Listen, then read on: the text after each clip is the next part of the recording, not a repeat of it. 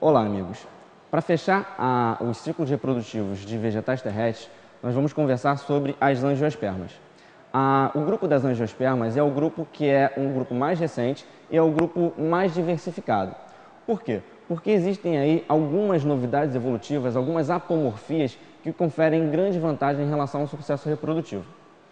Essas duas grandes adaptações aí seriam a presença de uma flor, que serve aí para atrair diversos organismos polinizadores, o que aumenta muito a capacidade reprodutiva dos vegetais, e ainda a presença de um fruto, que serve também para auxiliar na dispersão de suas sementes, já que esses organismos já são capazes de formar sementes.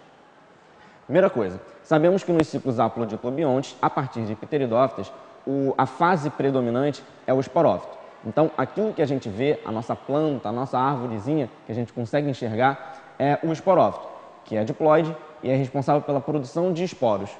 A produção de esporos e angiospermas vão acontecer em regiões distintas.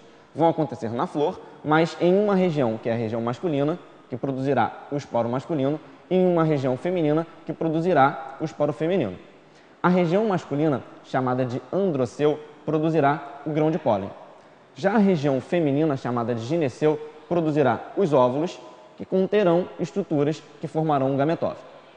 Então, no caso aqui, analisando uma flor, nós temos diferentes regiões do gineceu. Essa região inicial, chamada de estigma, que é responsável pela captação, pela recepção do grão de pólen. Essa região alongada, chamada de estilete.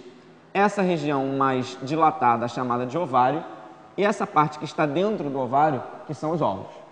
Na parte masculina, nós temos as anteras, que é a região onde vai ocorrer a produção do grão de pólen, e o filete. Esse conjunto forma um estame que poderá ser chamado aí de androceu. Então vamos lá. Aqui na região da antera ocorrerá a produção do grão de pólen. O grão de pólen ele é produzido no esporófito e ele é produzido por algumas divisões celulares em que dará origem ao esporo. Então, no caso, o grão de pólen que foi produzido no esporófito projetará uma estrutura que é chamada de gametófito. Essa estrutura aqui, que é o tubo polínico, ela é fundamental para ocorrer aí a independência da água para a reprodução. Essa independência da água para a reprodução só ocorre em dois grupos, gimnosperma e angiosperma. Por quê? Pela capacidade de formação do tubo polínico. Antes disso, os gametas formados eram anterozoides, que eram flagelados e precisavam da água para se locomover. Aqui não, essa estrutura se projeta carregando os núcleos reprodutivos até a região feminina. Lá na região feminina existe uma estrutura que é o gametófito, chamado de saco embrionário. Então, o gametófito masculino, tubo polínico, projeta sua estrutura, seu corpo, até alcançar a região da oosfera, onde ocorrerá a fecundação.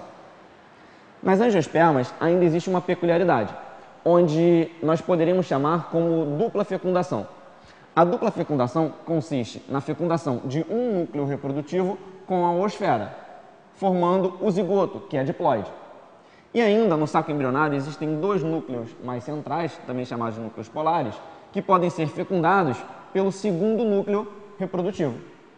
Esse segundo núcleo reprodutivo, quando fecunda esses dois núcleos centrais, forma o que a gente chama de endosperma. E por ser formado por três núcleos, é um endosperma triploide. Esse endosperma triploide vai se constituir de uma substância de reserva para o início do desenvolvimento do vegetal. Então, após essa dupla fecundação, irá ocorrer a formação de um zigoto diploide e de um endosperma triploide. Em conjunto, isso que foi formado no interior do ovário da flor será chamado de semente. Após a fecundação e formação da semente, ocorrerá a produção de substâncias de fito-hormônios, de hormônios vegetais, que estimularão o ovário ao redor desse óvulo, ao redor dessa semente, a se hipertrofiar, a se desenvolver. E esse desenvolvimento do ovário levará à formação do fruto, que uma vez maduro, atrairá organismos dispersores de sementes para que ocorra esse maior distanciamento para o melhor desenvolvimento da planta filha em relação à planta mãe. Concordamos aí que quanto maior a distância da planta filha em relação à planta mãe, maior a sua chance de sobrevivência. Tudo bem? A diferença, nesse caso aqui, de angiospermas para gimnospermas, é que o endosperma formado nas gimnospermas não é triploide, é haploide e ainda a formação da semente lá não vai ser envolvida por um fruto. Bem? Obrigado.